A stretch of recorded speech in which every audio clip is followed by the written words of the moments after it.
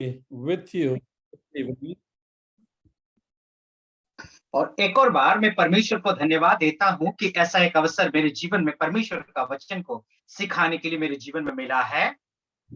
For the last several weeks, we have been looking at the book of Hebrews.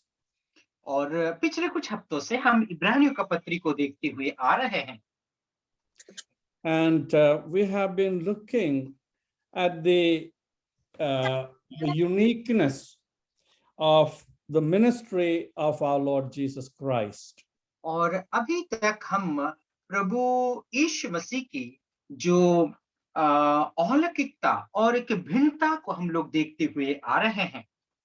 Right from the start, the writer of the Hebrews is portraying our Lord Jesus Christ as the one who is of infinite worth and majesty. और हम इब्रानियों का पत्री उसकी शुरुआत से देखते हुए आ रहे हैं कि जो लेखक है प्रभु यीशु मसीह की उस महानता को वो वर्णन करते हुए आ रहे हैं. He is presented as the incomparable Christ. और प्रभु यीशु मसीह को इस तरीके से वहां पर दर्शाया गया है कि उसके जैसा और उसके तुल्य और कोई नहीं. And we have seen so far that he is presented as the one who is greater than the prophets, greater than the angels, greater than Moses, greater than Joshua, greater than Aaron. और हम लोग क्या अभी तक देखे हैं कि प्रभु यीशु मसीह याजकों से बढ़ करके हैं, मूसा से बढ़ करके हैं, हारून से बढ़ करके हैं और भविष्यद्वक्ताओं से बढ़ करके हैं, यहोशू से भी बढ़ करके हैं. इन सब विषयों को हम चर्चा करके आ रहे हैं. And in our last class, we have seen the superiority of the priesthood of our Lord Jesus Christ. और हमारी जो पिछले सप्ताह में हम लोग इस विषय को देखे थे कि प्रभु यीशु मसीह जो है सबसे उन्नत है, उस विषय को देखते हुए आ रहे हैं. Again, right from the start, the writer of the Hebrews is talking about the priesthood of Christ. और हम जो शुरुआती में देखे तो प्रभु यीशु मसीह का उस याजक के विषय में हम लोग देखते हुए आ रहे हैं. It is through the priesthood of Christ that we enter into the blessings that God has promised.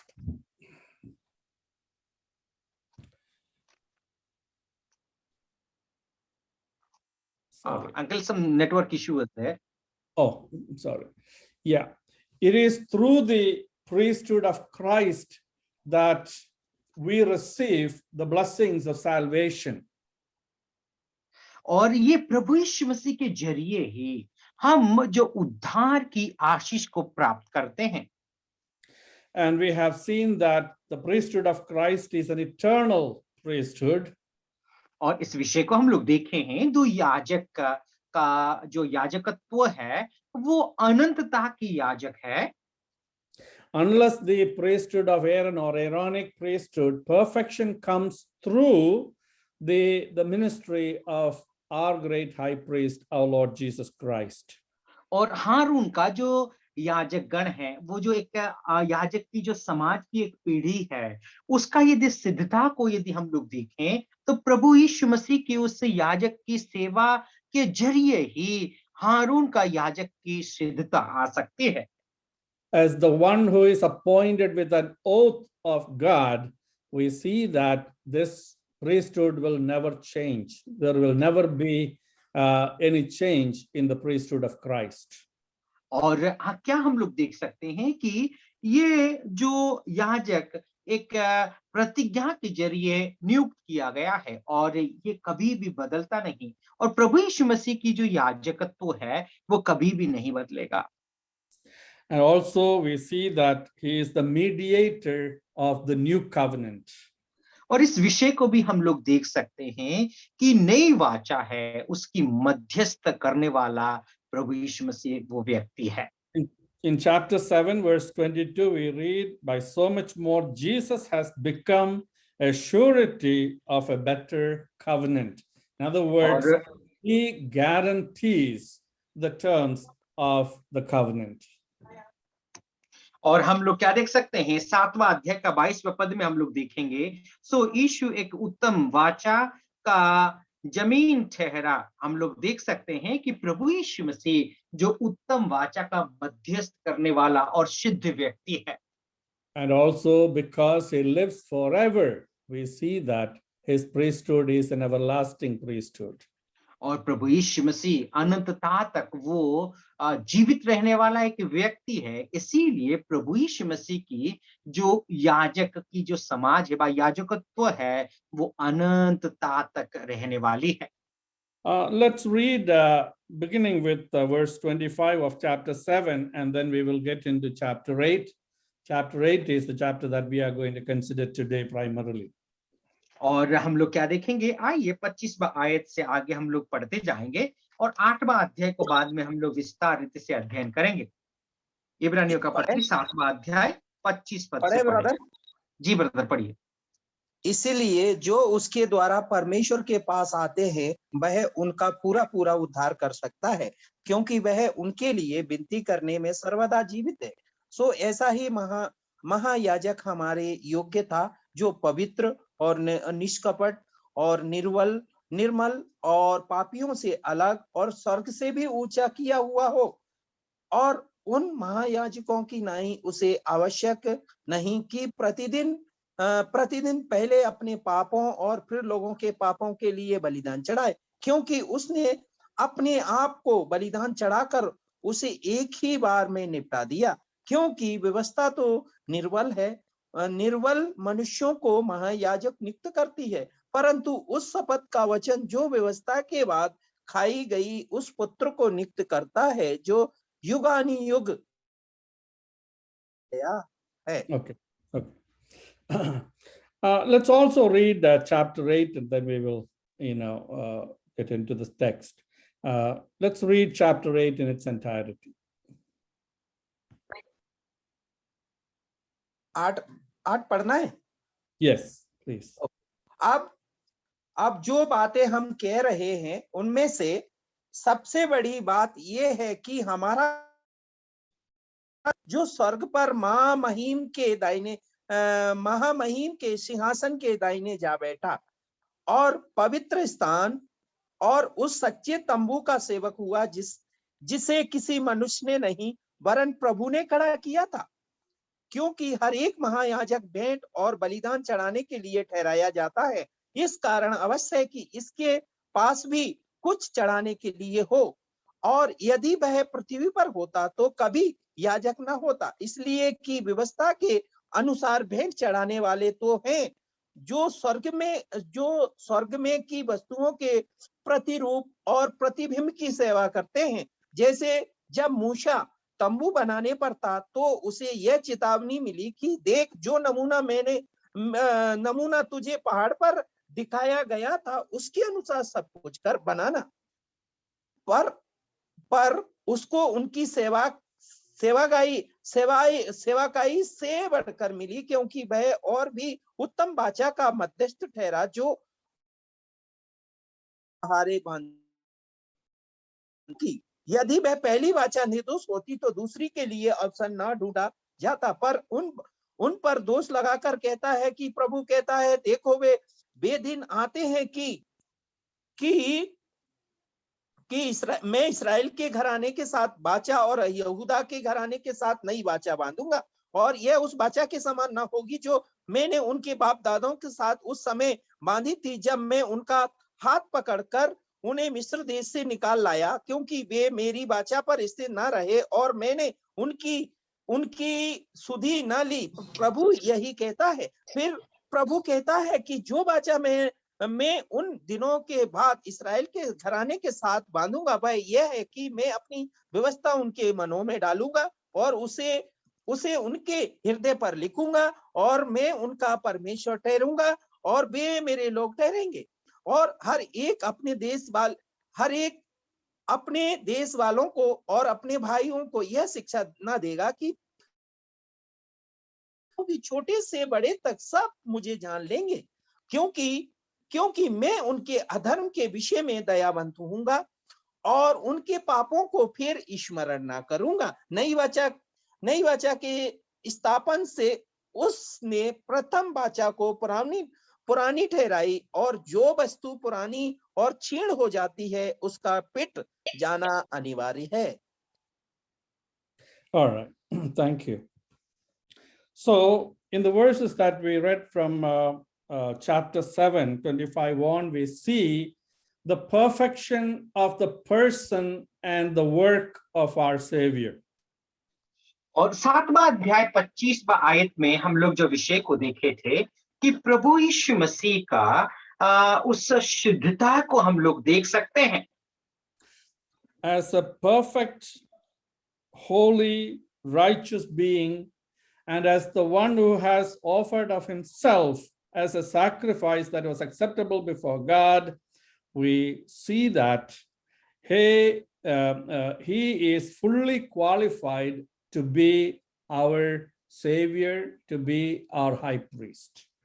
और हम लोग क्या देख सकते हैं, प्रभु यीशु मसीह की उस शुद्धता, पवित्रता, धार्मिकता, ये सब विषय को हम लोग देख सकते हैं। कैसे न प्रभु यीशु मसीह अपने आप को बलि करके वो हमारे उद्धारकर्ता बन चुके हैं, और इसके लिए वो जो है उस सिद्ध और मध्यस्थ करने के लिए वो क्वालिफाई हुए हैं।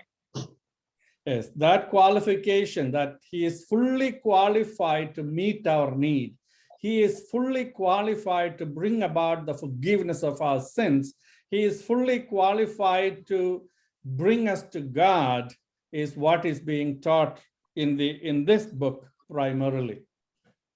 और हम लोग क्या देख सकते हैं, प्रभु यीशु मसीह वास्तव में उसके लिए जो है उनको योग्यता मिली है। कैसे?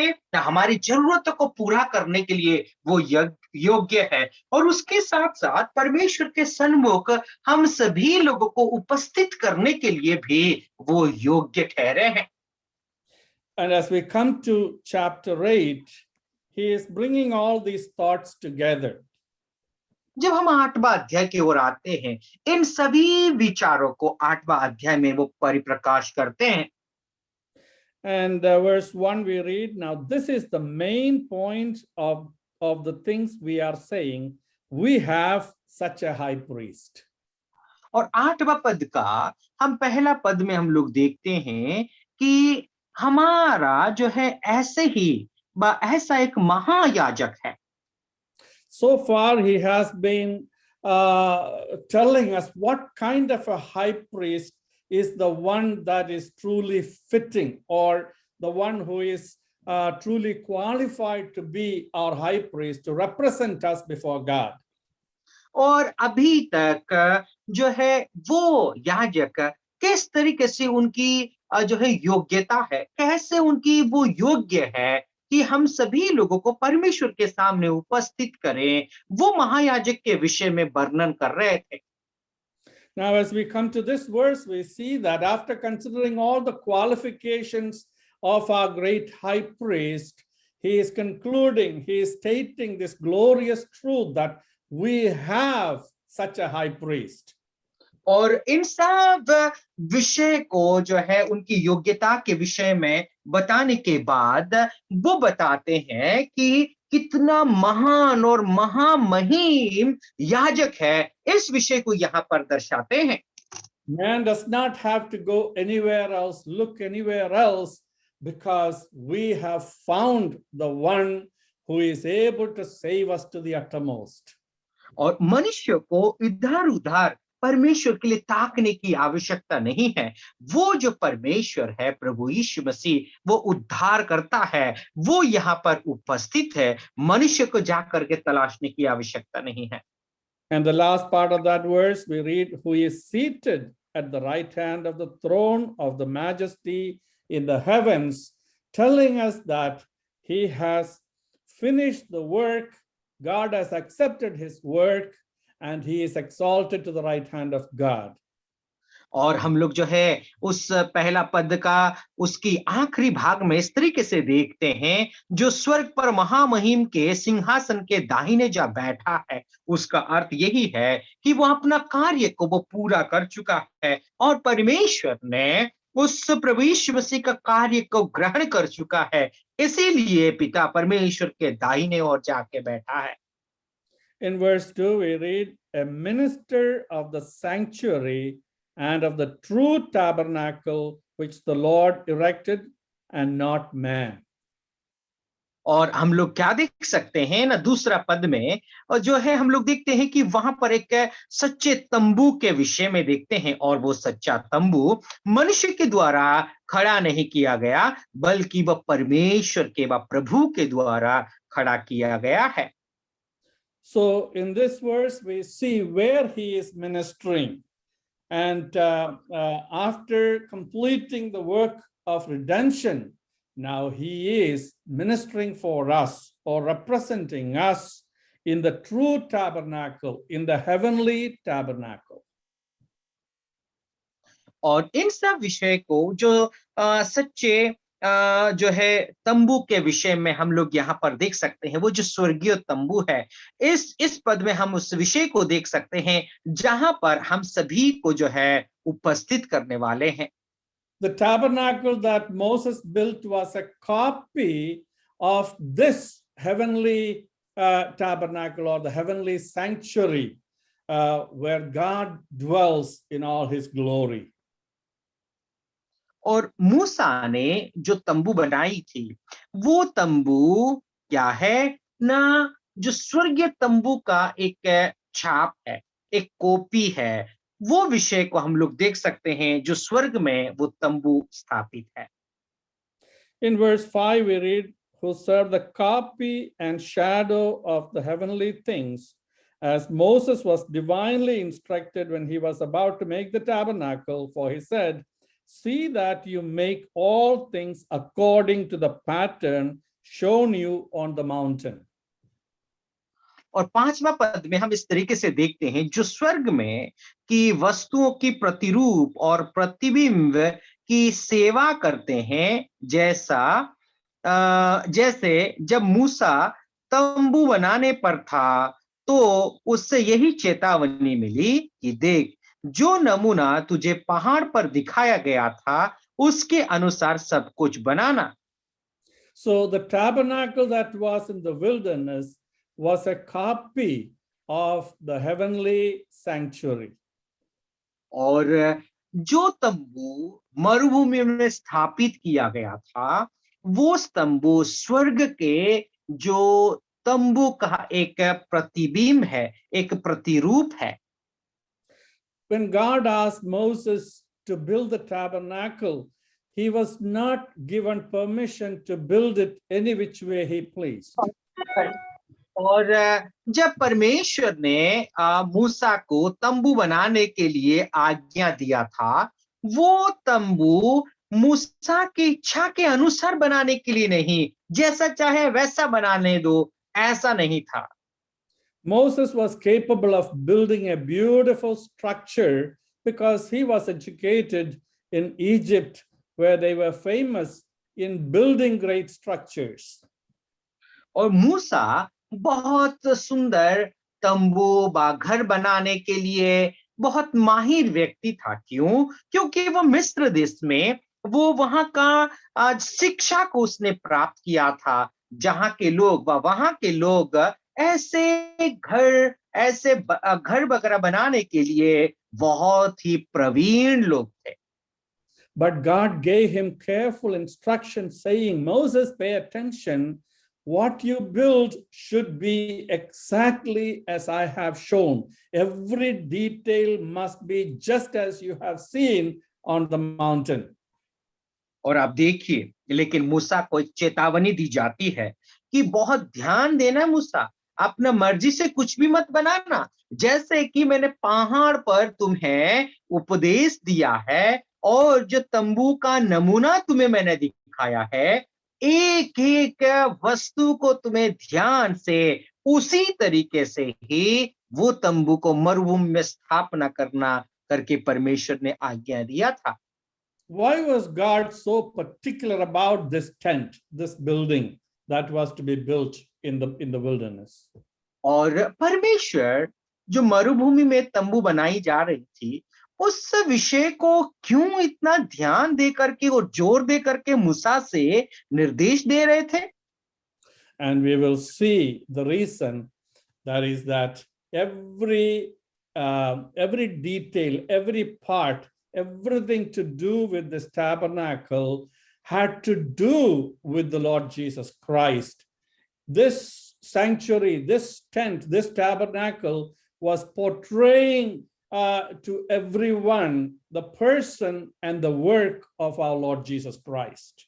और हम लोग क्या देख सकते हैं, वो कारण ये है, हर एक डिटेल्स जो है, एक चीज को बहुत ध्यान से बनाने के लिए इसीलिए कहा गया था, क्योंकि हर एक वस्तु वहां पर जो चीजें थी, वो सब कुछ प्रभु यीशु मसीह को दर्शाते हैं, प्रभु यीशु मसीह को केंद्रित करते हैं।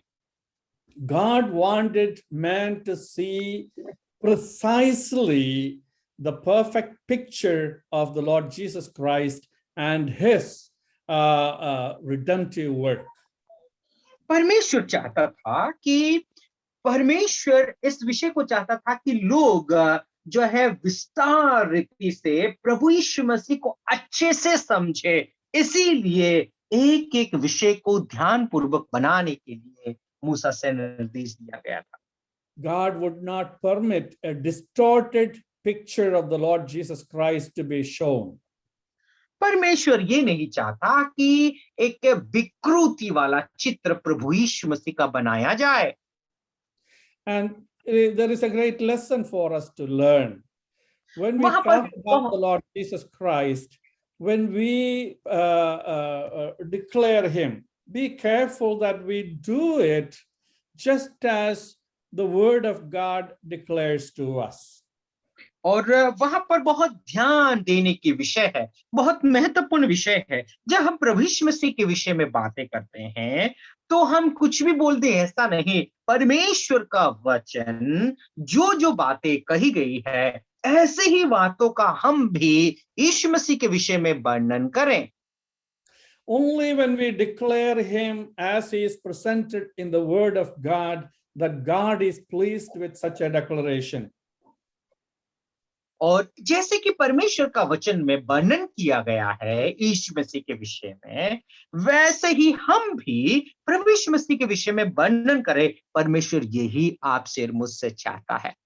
So just as God required Moses to pay attention, every person who handles the word of God, every person who represents Christ, every person who declares Christ must pay attention to every detail of the word of God, and we should not handle the word of God casually, carelessly, but precisely and faithfully. और जितने लोग प्रभु यीशु मसीह को इस संसार में दर्शाते हैं, जितने लोग प्रभु यीशु मसीह के विषय में घोषणा करते हैं, हम सभी लोगों को इस विषय को ध्यान देने की जरूरत है कि हम हर एक विषय को प्रभु यीशु मसीह के बारे में बहुत एक विषय को बहुत ध्यान पूर्वक लोगों के सामने व किसी भी व्यक्ति के सामने रखने की आवश्यकता है। And also as a personal matter, we who represent Jesus Christ in this world as children of God, we need to be careful to reflect his character rightly, and we need to be careful to live our life that Jesus Christ would be reflected in us as he is presented in the word of God. और हम लोग क्या देख सकते हैं, हम इस संसार में जब व्यक्तिगत रूप से प्रभु यीशु मसीह को इस संसार में प्रकट करते हैं, हमें भी बहुत ध्यान देने की आवश्यकता है कि प्रभु यीशु मसीह का एक गुण को इस संसार के लोगों के सामने आपको और मुझे प्रकट करने की आवश्यकता है। प्रभु यीशु मसीह का उस छाप को जो है हमें प्रतिबिंबित करने की आवश्यकता है। Now, in the building of the tabernacle, we see that structure was built in such a way that God was declaring or revealing in an elaborate manner who Christ is and what Christ was going to accomplish by coming to this earth and by dying on the cross of Calvary. और हम लोग जब क्या देख सकते हैं ना, उस मेल मिलाप की जो तंबू बनाने के विषय में यदि देखते हैं, उसका विस्तार रीति से यदि देखा जाए, तो वास्तव में प्रभु यीशु मसीह कौन है, प्रभु यीशु मसीह कैसा है, प्रभु यीशु मसीह संसार में आकर के कैसा मौत वो सहेगा, कैसा मौत मरेगा, उस एक एक विषय जो है उस तंबू में वर्णन किया गया है। So when we look at the tabernacle, when we look at the rituals of the tabernacle, when we look at the sacrifices that were offered there, when we look at the priesthood that was established, when we look at everything pertaining to Jewish worship centered around the tabernacle, what we see is pictures about the Lord Jesus Christ, and everything pointed to that redemptive work that our Lord was going to accomplish in the fullness of time. और जब हम mail मिलाप की तंबू की एक एक विषय को यदि देखें, उसकी कार्य को देखें, उसकी परंपरा को देखें, उसकी जो याजक की सेवकाई को देखें, यहूदियों की आराधना को देखें, तो ये सब कुछ प्रभु यीशु मसीह को ही दर्शाता है, प्रभु यीशु मसीह के उस उद्धार का कार्य को दर्शाता है। And through it all, God was revealing to man who God is, God's holiness, God's righteousness, and also God's mercy and grace. And he was declaring to the people the way of salvation that God has designed for man. और इन सब विषय से परमेश्वर यही दर्शाना चाहता था कि परमेश्वर की करुणा कैसा है, वो प्रकाशन करना चाहता था, परमेश्वर की उस दया कैसी है, वो सब कुछ परमेश्वर प्रकाश करना चाहता था। और क्या है ना, मनुष्य कैसे उद्धार की मार्ग, उद्धार को कैसे प्राप्त कर सकता है, इन सब विषय को परमेश्वर प्रकट कर रहा था। So in an elaborate way, God has shown to man what God requires and how that requirements can be met. और इन विस्तार रीति से परमेश्वर क्या करना चाहते थे ना, मनुष्य के लिए कौन सी ऐसी वस्तु की आवश्यकता है, परमेश्वर उनका मनुष्य से क्या चाहता है, इन सब विषय को विस्तार रीति से यहाँ पर परमेश्वर ने दर्शाया है। A person who would look at that which is revealed there in terms of the tabernacle and the priesthood and the sacrifice, one would come away with that conviction that man is a sinner and he cannot please God by his own works.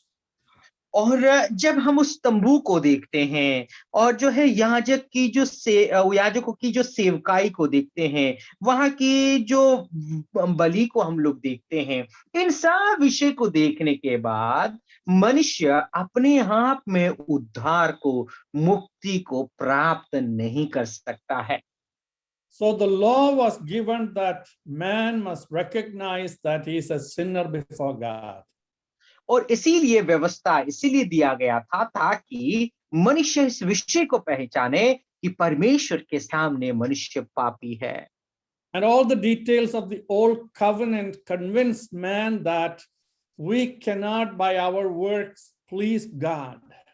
और पुराना वाचा के अनुसार मनुष्य इस बात को समझ गया कि हमारे कर्मों के जरिए परमेश्वर को हम प्रसन्न नहीं कर सकते हैं। So when Christ came, he has accomplished what man could not accomplish by his works. और जब प्रभु यीशु मसीह ने इस संसार में आया, तब प्रभु यीशु मसीह ने क्या किया है, जो काम की मनुष्य अपने कर्मों के जरिए समाप्त नहीं कर सकता, उस कार्य को प्रभु यीशु मसीह ने संपन्न किया है। What we sinners could not accomplish is what the sinless Christ has accomplished for us. और जो हम पापी हो करके जिस कार्य को हम उद्धार के कार्य को पूरा नहीं कर सकते थे, वो निष्पाप मसीह जो है आपके और मेरे लिए उस कार्य को संपन्न किया है। What the sacrifices of the Old Testament could not accomplish is what the one sacrifice of Christ has accomplished. और जो पुराने नियम के जो बलि, बहुत सारे बलि चढ़ाया गया था, उन बलियों के जरिए जिस कार्य को की संपन्न नहीं कर पाया और जिस उद्धार को मनुष्य प्राप्त नहीं कर पाता था, यीशु मसीह के उस बलि उत्सव के कारण उस कार्य को संपन्न किया गया। The sacrifices of the Old Testament taught us the need for a substitutionary sacrifice, the need for atonement. और पुराने नियम का बलि हमें यही बात को दर्शाती थी कि एक प्रायश्चित करने वाले व्यक्ति की आवश्यकता है, एक उद्धार और मुक्ति देने वाला का व्यक्ति की आवश्यकता है। And that which was pointed out in the rituals and sacrifices and the priesthood and the worship of the tabernacle is what is fulfilled in the Lord Jesus Christ. और जो आराधना की आवश्यकता थी, जो याजकों की समाज के जरिए जो कार्य की आवश्यकता थी और जो सेवा कार्य बलि उत्सव के जरिए जिस कार्य को वो हासिल करने की आवश्यकता थी, वो सब कुछ प्रभु यीशु मसीह के द्वारा ही संपन्न और समापन हुआ है। So we have a great high priest who has fully fulfilled all the righteousness of the law. और अभी हमारे पास ऐसे एक महायाजक है, वो महायाजक उस धार्मिक व्यवस्था की जो आवश्यकताएं थी, वो सब कुछ प्रभु यीशु मसीह के द्वारा पूरी की गई है। In that regard, he saves us to the uttermost. He is fully qualified to bring that eternal salvation to us who would come to him and trust in his finished work. और इसीलिए वो क्या है, वो हमें उद्धार देता है और वो संपूर्ण रीति से योग्य है कि वो अनंत उद्धार को ले आकर के परमेश्वर के सामने उपस्थित कर सकता है और जो जरूरत थी उद्धार, उस उद्धार को उसने दिया है। And that is the reason why the writer of the Hebrews have come to a conclusion here saying, we have such a high priest. इसीलिए जो है उपसंहार में वो इब्रानियों का जो लेखक है इस तरीके से कहते हैं, हमारा जो एक ऐसा महान महायाजक है करके वो कहते हैं। He is seated at the right hand of God, that place of prominence and power, and also he is ministering in the holy sanctuary in heaven itself. और हम लोग क्या देख सकते हैं, इसीलिए हम देखते हैं कि वो एक ऐसे प्रसिद्ध व्यक्ति है, वो सर्वशक्तिमान परमेश्वर है, वो पिता परमेश्वर के दाहिने ओर बैठ करके हमारा जो आराधना, हमारी जो प्रार्थना को वो ग्रहण करता है। In verse 3 on, we are told about the details of his ministry or the basis of his ministry in the heavenly sanctuary. और तीसरा पद से हम लोग देखते हैं कि प्रभु यीशु मसीह जो महायाजक है, वो महायाजक की सेवकाई स्वर्ग में कैसा करता है, उन सब विषय का विस्तार से वर्णन हम लोग यहाँ पर देख सकते हैं। Those who ministered in the earthly sanctuary continued to offer sacrifices and continued to bring gifts before God. और जो लोग इस संसार में सेवकाई जो याजक की सेवा कर रहे हैं, वो अभी तक बलि उत्सव कर रहे हैं। So what is this great high priest who is ministering in the heavenly sanctuary? What is he? What offering is he bringing before God? और जो स्वर्ग में जो याजक की सेवा की कार्य करते हैं उस पवित्र स्थान में, वो महायाजक उसका सेवा कार्य क्या है? He also has to offer something before God as a great high priest. और उसके पास कुछ ऐसी वस्तु है, वो परमेश्वर को जो है वो बलि उत्सव करने के लिए वो लेकर के गया है। The answer to that is found in verse 12 of chapter 9, where we read, "Not with the blood of goats or calves, but with his own blood, he entered the most holy place once for all, having obtained eternal redemption." और इसकी जवाब हम इब्रानियों का पत्री उसका 9वां अध्याय 12 पद में हम लोग देख सकते हैं। और बकरों और बछड़ों के लहू के द्वारा नहीं, पर अपने ही लहू के द्वारा एक ही बार पवित्र स्थान में प्रवेश किया और अनंत छुटकारा प्राप्त किया। He brought a sacrifice before God. और उसने परमेश्वर के सामने बलि लेकर के आए हैं। And that sacrifice is his own sacrifice on the cross of Calvary. और वो बलि क्या है? ना प्रभु यीशु मसीह की स्वयं की बलि, जो क्रूस पर उसने बलि हो गए थे, उस बलिदान को प्रभु यीशु मसीह परमेश्वर के सामने उपस्थित किए हैं। And the blood that is brought before God is his own blood. और जो लहू परमेश्वर पिता परमेश्वर के सामने जो लाया गया है, वो प्रभु यीशु मसीह की अपने ही लहू है। Now, this does not mean that the Lord took his blood to the heavenly sanctuary, but what we understand from this is that his ministry in the heavenly sanctuary is on the basis of his finished work, on the basis of his acceptable sacrifice, on the basis of his atoning blood. And the power of it continues forever and ever. It is effective for all eternity. और उसका मतलब ये नहीं है कि प्रभु यीशु मसीह लहू लेकर के स्वर्ग में गए हैं। उसका मतलब यही है कि वो अपना जो पूरा किया हुआ कार्य को लेकर के स्वर्ग गए हैं, जो ग्रहण किए हुए उस बलिदान को लेकर के प्रभु यीशु मसीह स्वर्ग पर गए हैं, जो प्रायश्चित करने वाली जो कार्य है, उस कार्य को संपन्न करके स्वर्ग में पिता परमेश्वर के दाहिने हाथ जा करके प्रभु यीशु मसीह बैठे हैं। So once again we are able to say we have a wonderful high priest, a perfect high priest. We have such a high priest who met all the requirements, and he is fully qualified to represent us before God as our Savior and as our Lord.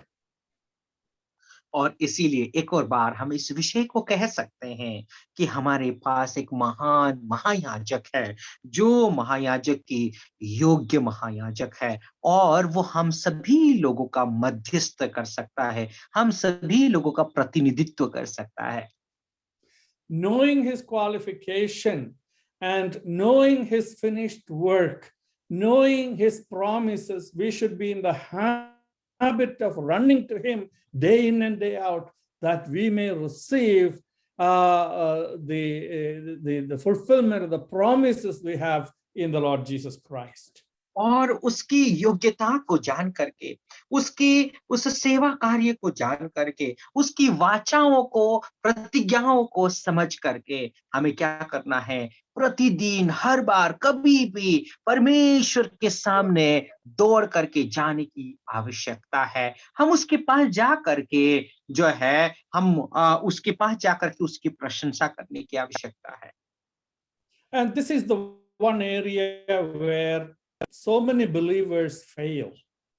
और यही एक कार्य है, बहुत सारे विश्वासी लोग इसी में हार जाते हैं। We all recognize the redemptive work of our Savior.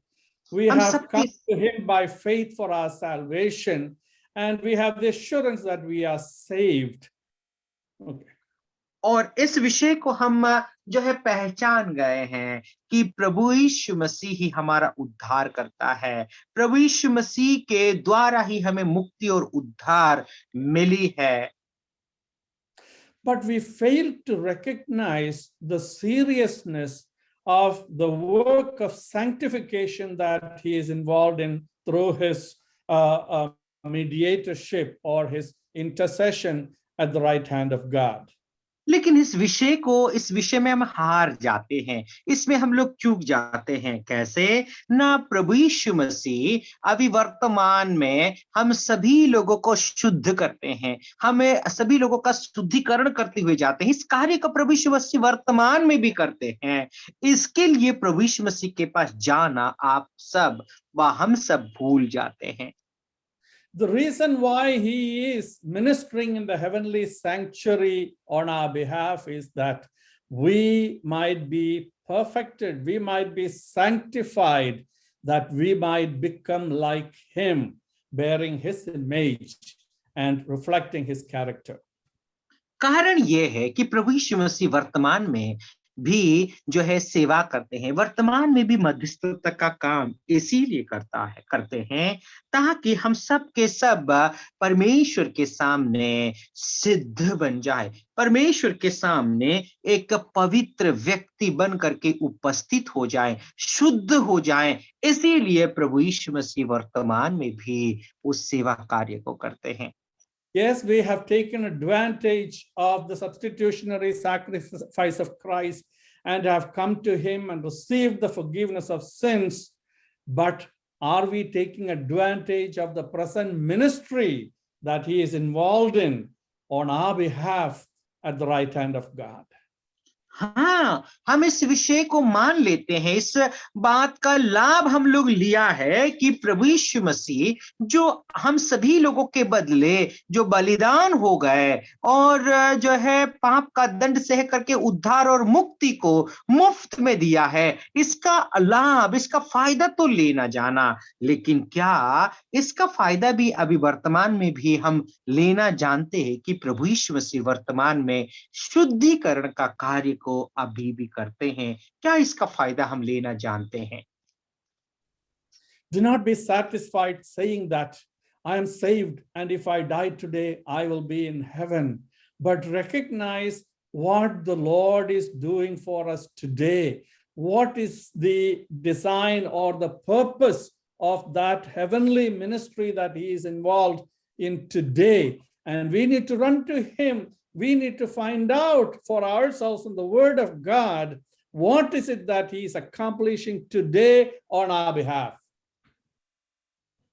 और जो है इस विषय को हमें समझने की आवश्यकता है कि हमें इतना में ही तृप्त होने की जरूरत नहीं। हाँ, मैं उद्धार पा लिया और आज या कल को मैं मर जाऊंगा तो मैं स्वर्ग चला जाऊंगा, इससे हमें संतुष्टि लेना नहीं है, बल्कि इस विषय को पहचानने की आवश्यकता है कि प्रभु यीशु मसीह अभी भी हमारे लिए जो है शुद्धिकरण का कार्य को करता है, मध्यस्थता का कार्य को करता है। इस विषय को पहचान करके उसके पास जाने की आवश्यकता है और शुद्ध होने की जरूरत है।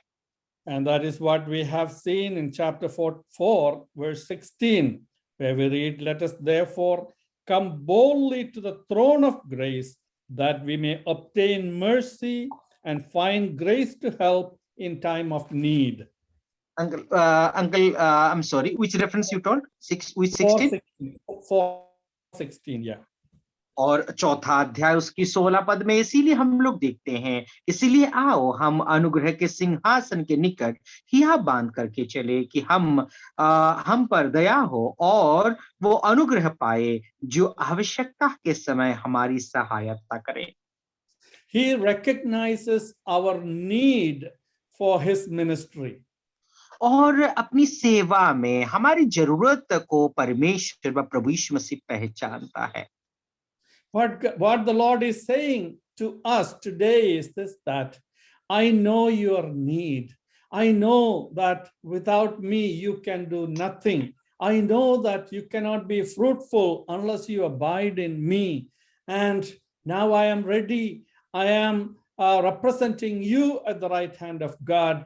I have all power to provide all that is needed for your spiritual life, for your Christian life, for your sanctified life, for your victorious life. और हम लोग क्या देख सकते हैं कि प्रभु यीशु मसीह हम सभी लोगों को जानता है। मेरे बिना तुम कुछ भी नहीं कर सकते, मेरे अलावा तुम जो है कुछ भी नहीं कर सकते। इस दुर्बलताओं को, हमारी कमियों को प्रभु जानता है। इसीलिए प्रभु चाहता है कि हम एक विजयी जीवन को व्यतीत करें, इसीलिए हम एक आत्मिक जीवन को व्यतीत करें, हम जो है एक शांतिपूर्ण जीवन, एक धार्मिक जीवन को व्यतीत करें। प्रभु यीशु मसीह आपसे और मुझसे यही चाहता है। We should be in the habit of coming to the word of God. We should be in the habit of reading the word of God daily. We should be in the habit of meditating on the word of God daily, so that we would be exposed before God, and not only that, we would become conscious of our need, our dependence on the Lord for our Christian life. और क्या हम लोग देख सकते हैं, इसीलिए हमें एक आदत बनाने की जरूरत है कि परमेश्वर के सामने, परमेश्वर के वचन के सामने आने के लिए, परमेश्वर का वचन को ध्यान करने के लिए, परमेश्वर का वचन को पढ़ने के लिए एक आदत बनाने की जरूरत है, ताकि हम सब के सब अपने विषय में हम जान जाएं, अपने विषय में बोधता को प्राप्त करें कि जो है हमें इन सब वस्तुओं का, धार्मिकता की, व शुद्धता की, पवित्रता की जरूरत है, इसकी बोध हमें प्राप्त हो जाए। God wants us to grow in grace and in his knowledge. God wants us to have the knowledge of God. परमेश्वर आपसे और मुझसे चाहता है कि हम उस परमेश्वर के विषय में जाने, परमेश्वर को पहचाने, परमेश्वर का वचन को जाने। परमेश्वर आपसे और मुझसे यही चाहता है। What the Lord is telling us is that take my hand and follow me. Run to me, come to me, be in my presence. I am totally devoted to your well-being as a believer. I am there for you in every circumstance and at all times to be a helper, to be a representative before God. और परमेश्वर प्रभु यीशु मसीह क्या चाहता है, यही कहता है कि मेरी हाथ को पकड़ो, मेरे पास तुम आओ, मेरे साथ तुम चलो। परमेश्वर यही चाहता है, प्रभु यीशु मसीह यही चाहता है, हमारी भलाई को वो चाहत रखता है। और प्रभु कहता है, देखो मैं तुम्हारे साथ हूं, मैं तुम्हारे लिए हूं, इसीलिए मैं तुम्हारे सहायक बनूंगा और मैं मेरे साथ तुम चलो, मैं तुम्हारे पास पास हूंगा। यही विषय को प्रभु हमें बोध दिलाता है। And may we give heed to these practical exhortations that we have on the basis of for the intercessory ministry or the ministry of our Savior in the heavenly sanctuary. आइए मेरे प्यारो, हम सब के सब इस प्रभु यीशु मसीह की उस मध्यस्थता की उस सेवा को हम ध्यान दें, उसको हम गौर करें और जो है ध्यान दे करके हमारी उस जीवन को, आत्मिक जीवन को बढ़ाते ले चले। If we say we abide in him, we also ought to walk even as he walked, and that is only possible if we continue to live our life in total dependence on the one who lives forever at the right hand of God. और यदि हम ये कहते हैं कि मैं प्रभु यीशु मसीह के साथ जीवित हूं, तो हमें इस विषय को भी कहना होगा कि प्रभु यीशु मसीह ने जैसा चला था वैसे ही हमें चलने की आवश्यकता है, वैसे ही जैसा जीवन जिया था, एक नमूना भरा जीवन जिया था, वैसे ही एक नमूना भरा जीवन को हमें भी जीने की आवश्यकता है। Now let us come back to chapter 8 and beginning with verse 6. The writer of the Hebrews is dealing with the nature of the old covenant and the nature of the new covenant. और आइए हम लोग छठवां पद के हम लोग चलते हैं, 8वां अध्याय का छठवां पद। यहाँ पर जो है नया जो वाचा है, उस वाचा का गुण कैसा था और पुराना वाचा जो था उस वाचा की गुण कैसी है, उसके विषय में यहाँ पर लेखक दर्शाते हैं। The old covenant was established through Moses, and Aaron and his children were the priests before God in regard to the ministry in the sanctuary and in regard to the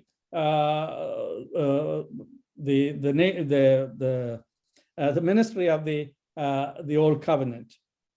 और देखते हैं कि ये जो पुरानी वाचा है, ये मूसा, हारून और जो याजकों की जो समाज है, उनके द्वारा ये नई पुरानी वाचा स्थापित हुई थी। वो जो लोग उस पवित्र स्थान में सेवा कार्य कर रहे थे, उस सेवा कार्य के जरिए ही पुराना वाचा स्थापित हुआ था।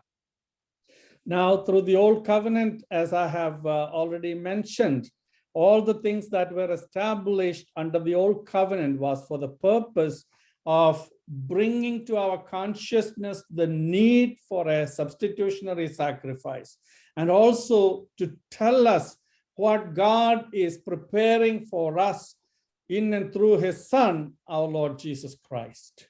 और जो पुराना नियम व पुराना वाचा का उद्देश्य यही था कि ये सब कुछ यही दर्शाता था कि एक जो है बलिदान, एक सच्चे और एक बदले बा किसी के बदले बा हम सभी लोगों के बदले की एक बलिदान की आवश्यकता है, वही सब कुछ को दर्शा रहा था। वो सब क्या है ना, इसी का तैयारी में था। पुराना वाचा जो थी वो आने वाले एक महान बलिदान होने वाली है, उस बलिदान की तैयारी में ही पुरानी वाचा थी। It is described in another way, saying, these are the shadows of the good things to come. और दूसरे तरीके से इन वाचाओं को वर्णन किया गया है, ये साफ कुछ जो है आने वाले उत्तम बा एक अच्छा जो एक वाचा आने वाली है, उस सब कुछ का एक छाया है, एक प्रतिरूप है, उस विषय को दर्शाता है।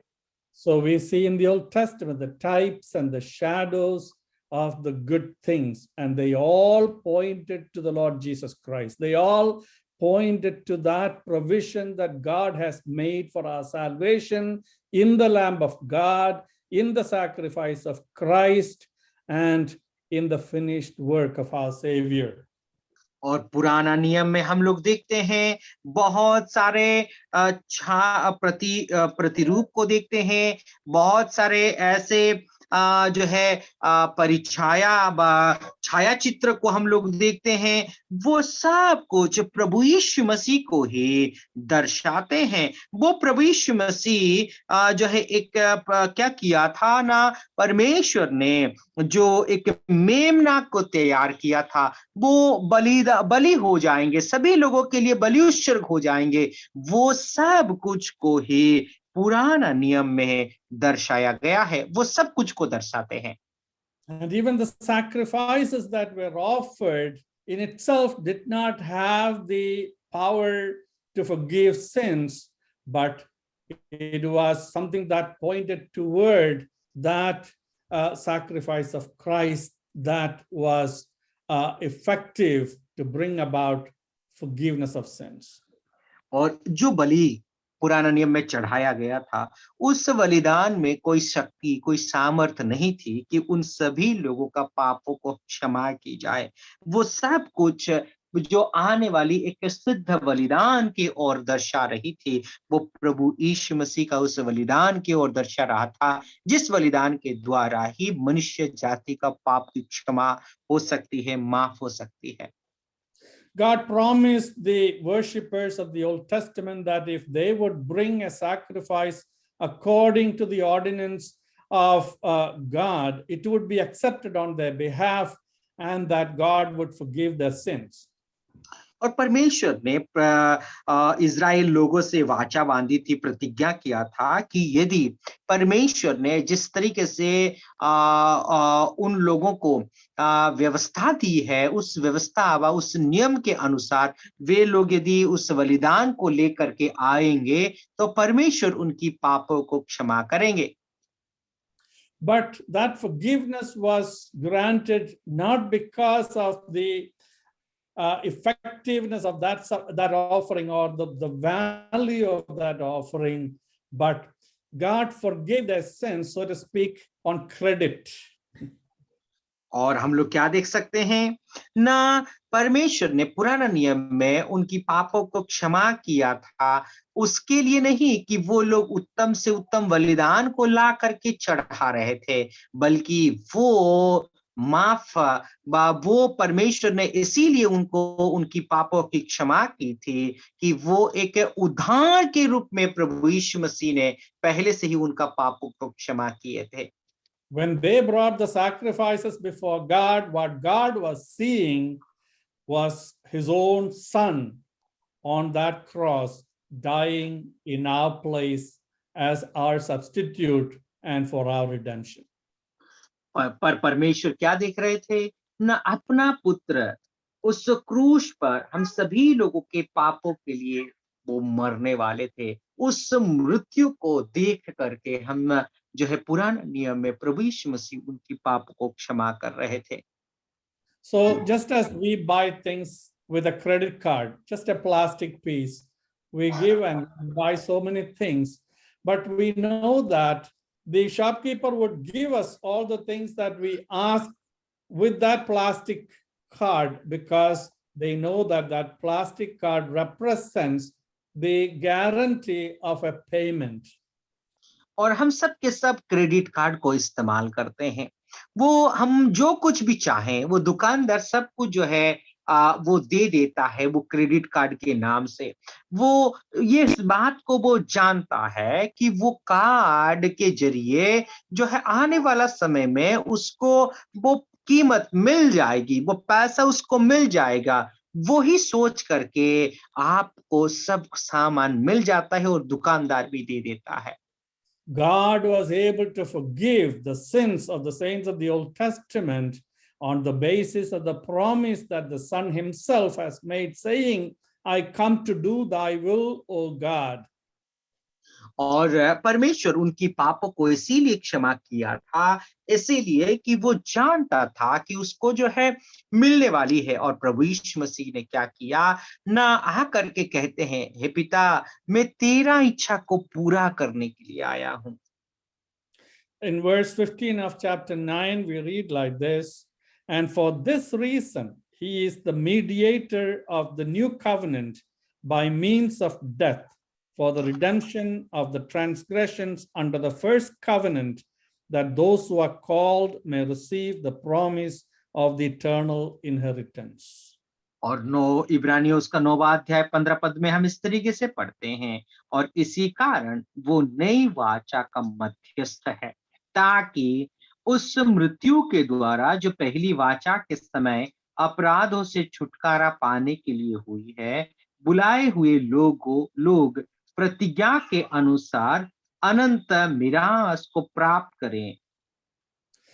God was passing over their sins.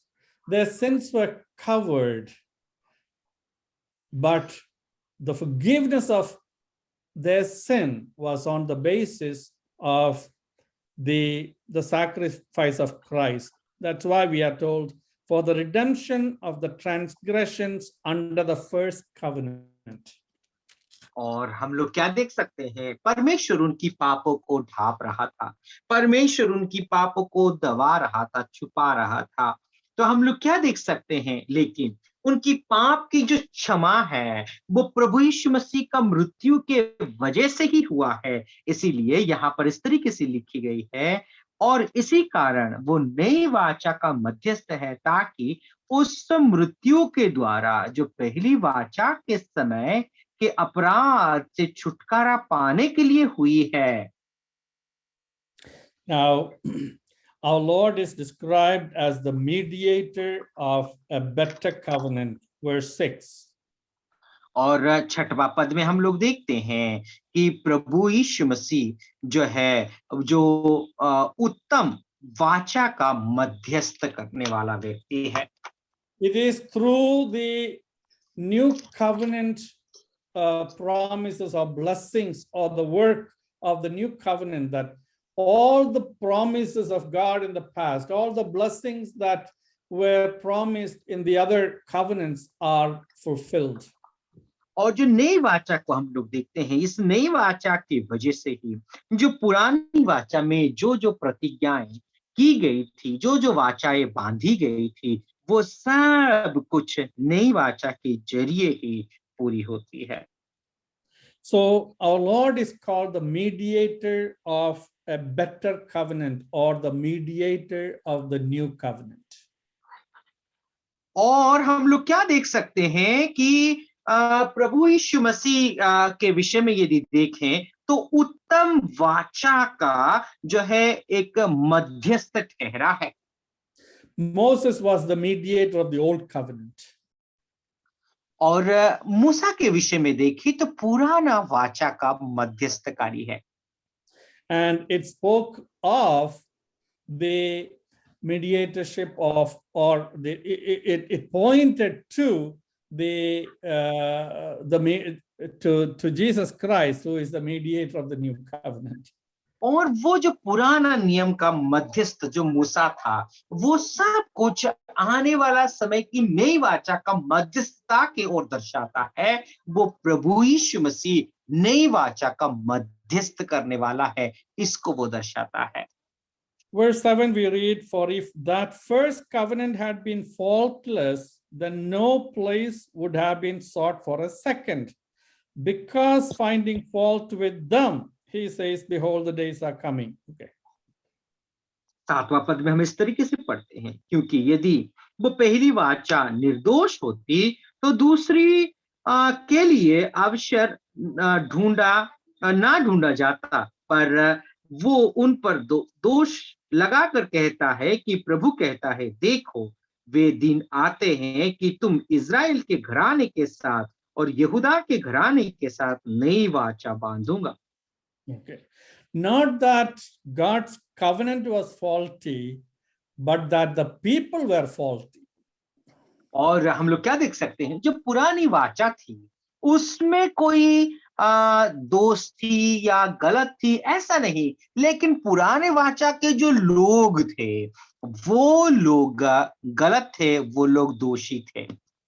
We are told in the Old Testament that the law is holy, and also in the New Testament that emphasis is it was not that the old covenant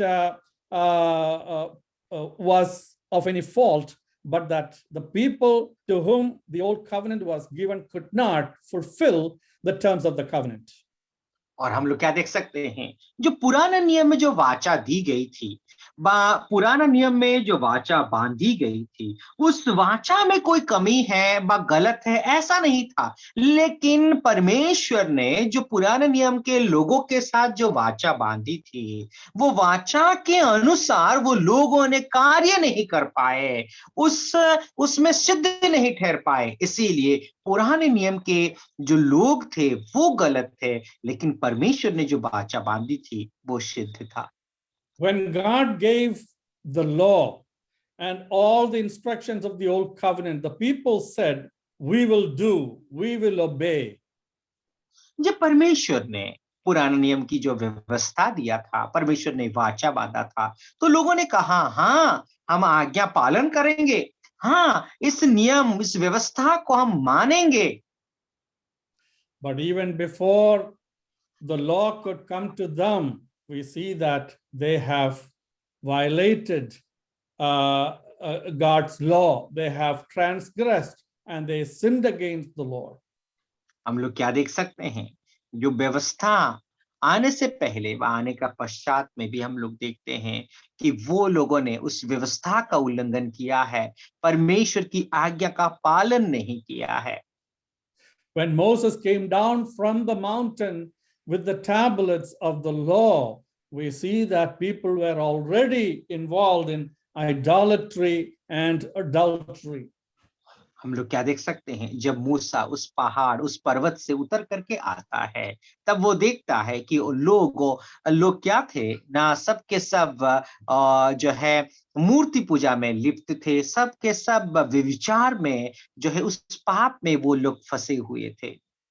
And the history of the nation of Israel so clearly tell us that they were not able to keep the law. They were not able to be obedient to the law. And as a result, they could not enter into the enjoyment or the experience of the blessings that were promised under the old covenant.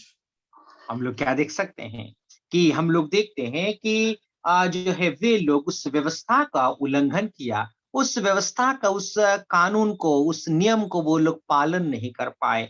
उसके कारण जो परमेश्वर ने जो आशीषें उन लोगों को वाचा बांधी थी, प्रतिज्ञाएं दी थी, वो सब कुछ को वे लोग हासिल नहीं कर पाए। Though the law itself was holy, the people, because of their sin, could not keep the law.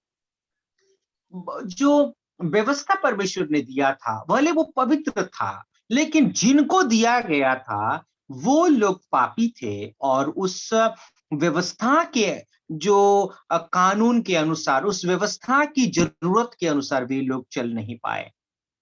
So in Romans chapter 8 verse 3 we read like this: for what the law could not do, in that it was weak through the flesh, God by sending his own son in the likeness of sinful flesh on account of sin. Romans chapter 8 verse 3. और Romeo उसका 8वां अध्याय 3रा पद में हम इस तरीके से पढ़ते हैं, वहां पर जो है ऐसा लिखा गया है, क्योंकि जो काम व्यवस्था शरीर के कारण दुर्बल होकर ना कर सकी, उसको परमेश्वर ने किया, अर्थात अपने ही पुत्र को पापमय शरीर के समानता में और पाप के बलिदान होने के लिए भेजकर शरीर में पाप पर दंड की आज्ञा दी।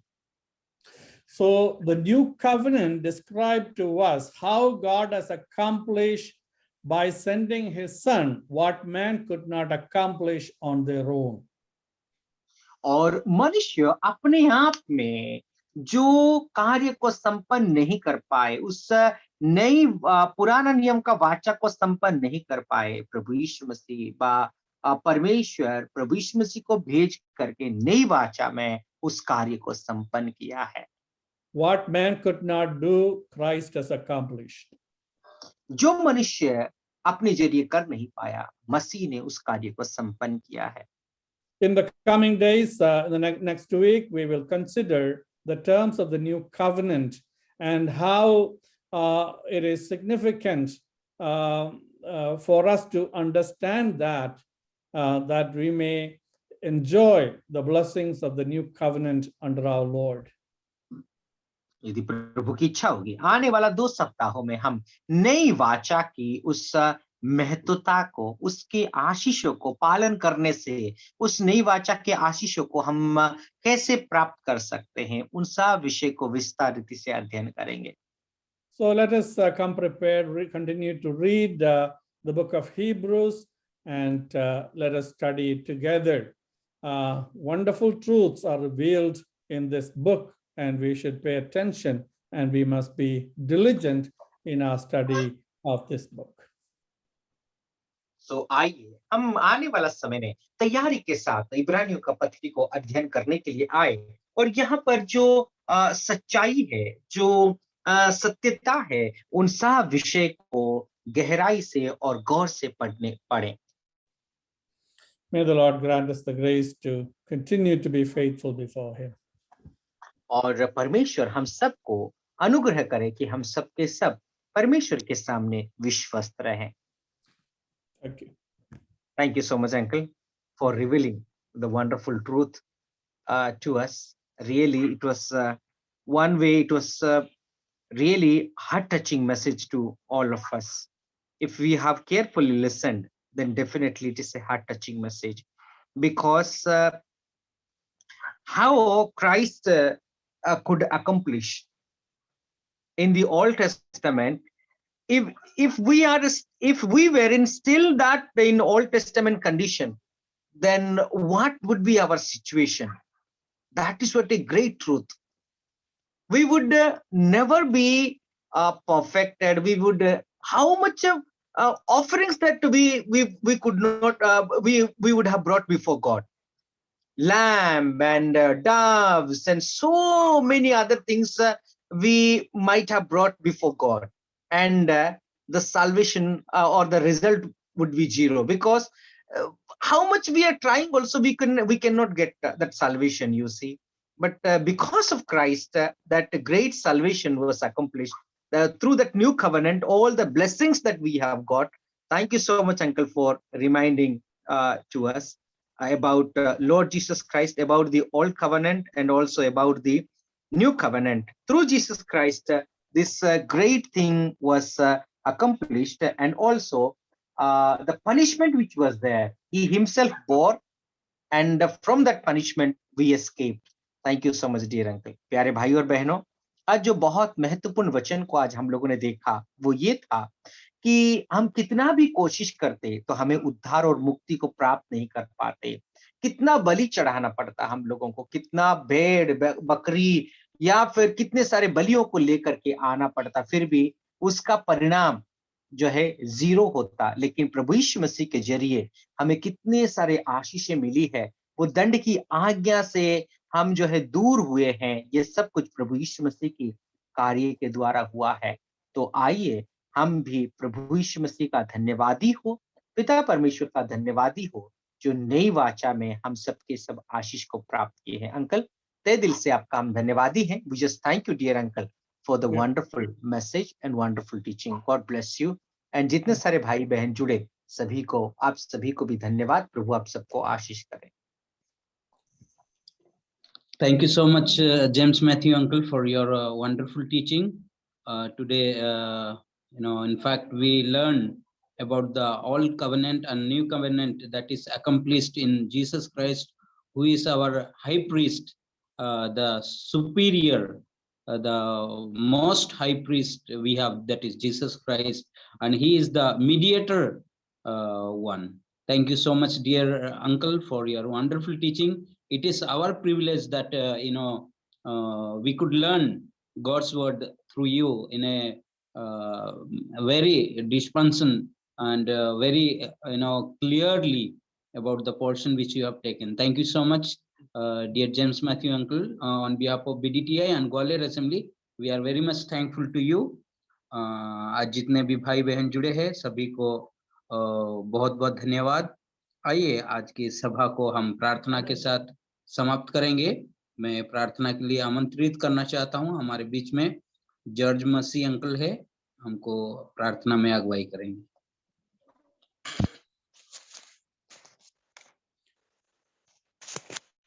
हम प्रार्थना करें।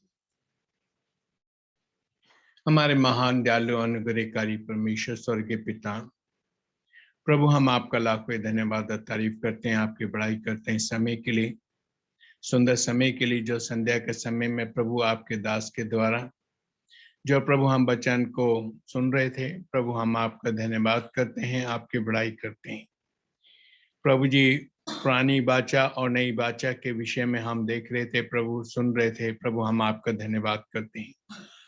पुरानी वाचा के अनुसार अगर हम बहुत कुछ करते भी, बलिदान चढ़ाते भी, तब भी प्रभु हमारा उद्धार नहीं होता। लेकिन प्रभु हम आपका धन्यवाद